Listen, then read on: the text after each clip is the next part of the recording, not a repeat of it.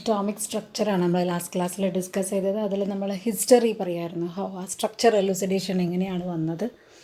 ആദ്യം നമ്മൾ പറഞ്ഞു ഡാൽട്ടൺസ് അറ്റോമിക് തിയറി പറഞ്ഞപ്പം നമ്മൾ പറഞ്ഞു atom cannot be divided, it can either be created not destroyed എന്ന് പറഞ്ഞു. അതിൽ matter is made up of very small particles called atoms which cannot be further subdivided into simpler units. അല്ലേ, ആറ്റംസിനെ നമുക്ക് further classify ചെയ്യണമെങ്കിൽ അതിനെ further divide ചെയ്യാൻ പറ്റില്ല. Indestructible എന്നുള്ള അർത്ഥമാണ് ആറ്റത്തിന് എന്നാണ് നമ്മൾ പറഞ്ഞത്. പിന്നീട് J Thomson found that atoms could sometimes eject a far smaller negative particle called electron. ഇലക്ട്രിസിറ്റീൻ്റെ ഡിസ്കവറിയാണ് ഇതിനെല്ലാം വഴി വെച്ചത് നമ്മൾ പറഞ്ഞു. ജെ തോംസൻ്റെ കാത്തോഡ് റേ ട്യൂബ് എക്സ്പെരിമെൻറ്റ് നമ്മൾ എക്സ്പ്ലെയിൻ ചെയ്തതാണ്. 2 metal electrodes high voltage supply ചെയ്തു. Gas was kept at very low pressure. എന്നിട്ട് നമ്മൾ പറഞ്ഞു a stream of particles were found moving from the cathode side towards the anode side. അല്ലേ, were moving towards the positive electrode. അങ്ങനെ electric and magnetic field apply ചെയ്തപ്പോൾ മനസ്സിലായി അവർ negatively charged ആണ്. Electric field apply ചെയ്യുമ്പം അവർ they got attracted to the positive plate. അതുപോലെ they can cast shadows of objects which were kept in their path. They can do mechanical work. Okay, their E/m value, it was same. It was not depending upon the gas which was taken inside the discharge tube. Whatever gas was taken inside, they were giving constant E/m values. They were affecting photographic plate. അപ്പോൾ ഇങ്ങനെ they consist of material particles, they can do mechanical work. ഇങ്ങനെ കുറേ സംഭവങ്ങൾ നമ്മൾ പറഞ്ഞു. Okay, അപ്പോൾ ഒരുപാട് negative particles move ചെയ്യുന്നു. അതിലെ ഒരു യൂണിറ്റ് നെഗറ്റീവ് ചാർജിനെയാണ് നമ്മൾ ഇലക്ട്രോൺ എന്ന് വിളിച്ചത്. So cathode rays they are moving from, ഇത് പഠിക്കേണ്ടതാണ്, ഞാൻ എഴുതാൻ പറഞ്ഞിരുന്നു. What are the properties of cathode rays? Cathode rays start from cathode and they are moving towards anode.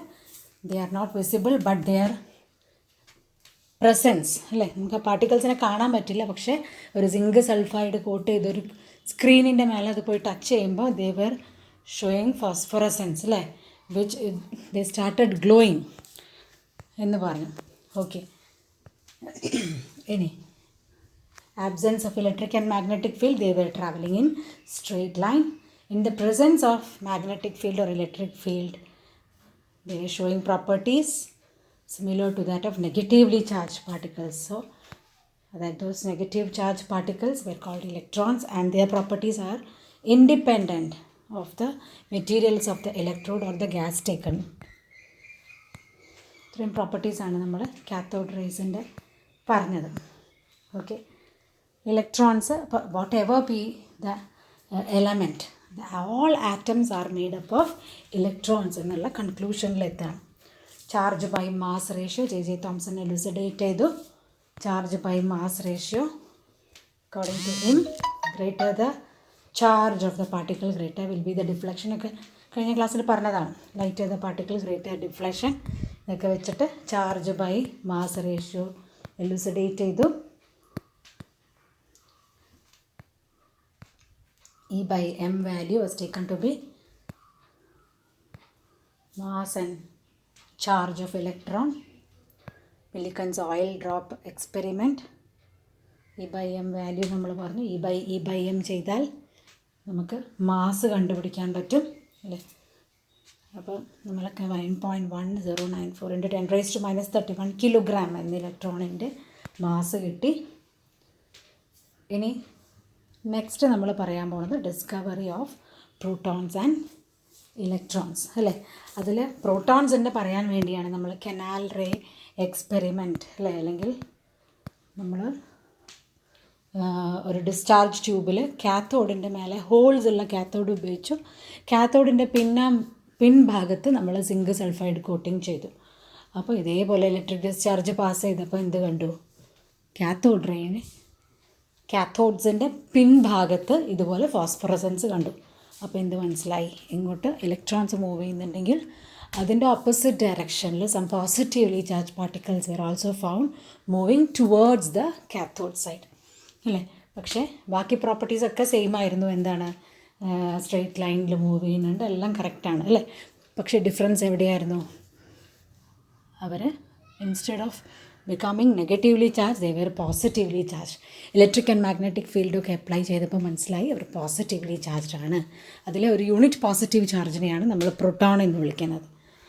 ഇനി അവരുടെ ചാർജ് ബൈ മാസ് റേഷ്യോ അല്ലേ, ചാർജ് ബൈ മാസ് റേഷ്യോ നോക്കുമ്പോഴാണ് ഭയങ്കര വ്യത്യാസം.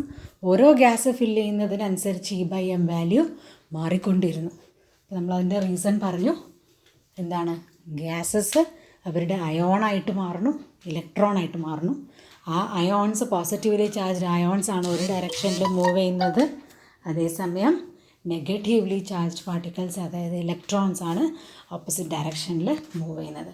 ഈ പോയിൻ്റാണ് ഓർക്കേണ്ടത്. Charge it is positively charged എന്ന് ഓർമ്മിക്കാം. ഓക്കെ, അപ്പോൾ അവരുടെ പ്രോപ്പർട്ടീസൊക്കെ നേരെ ഓപ്പോസിറ്റാണ്. ഏറ്റവും ലൈറ്റസ്റ്റ് അല്ലെങ്കിൽ പ്രോട്ടോൺ ഹൈഡ്രജൻ ഉപയോഗിക്കുമ്പോഴാണ് നമുക്ക് മാക്സിമം E/m വാല്യൂ കിട്ടുന്നത്. അപ്പോൾ ഈ പോസിറ്റീവ്ലി ചാർജ്ഡ് പാർട്ടിക്കിളിനെ പ്രോട്ടോൺ എന്ന് പറയണം. സാധാരണ നമ്മൾ റൂതർഫോർഡാണ് ആ പേരിന് നമ്മൾ പറയുക, ക്രെഡിറ്റ് കൊടുക്കുന്നത് റൂതർഫോർഡിനാണ്. ഇലക്ട്രോൺസിൻ്റെ ഡിസ്കവറി J.J. തോംസൺ, പ്രോട്ടോണിൻ്റെ ഡിസ്കവറി റൂതർഫോർഡാണ്. ഇനി നെക്സ്റ്റ് വരുന്നത് ഇലക്ട്രോണും പ്രോട്ടോണുമായി ഇനി ഇടുന്നത് ന്യൂട്രോണിൻ്റെ ഡിസ്കവറി. അത് കുറേ ഇങ്ങോട്ടാണ്. 1932 ജെയിംസ് ചാഡ്വിക്കാണ് അത്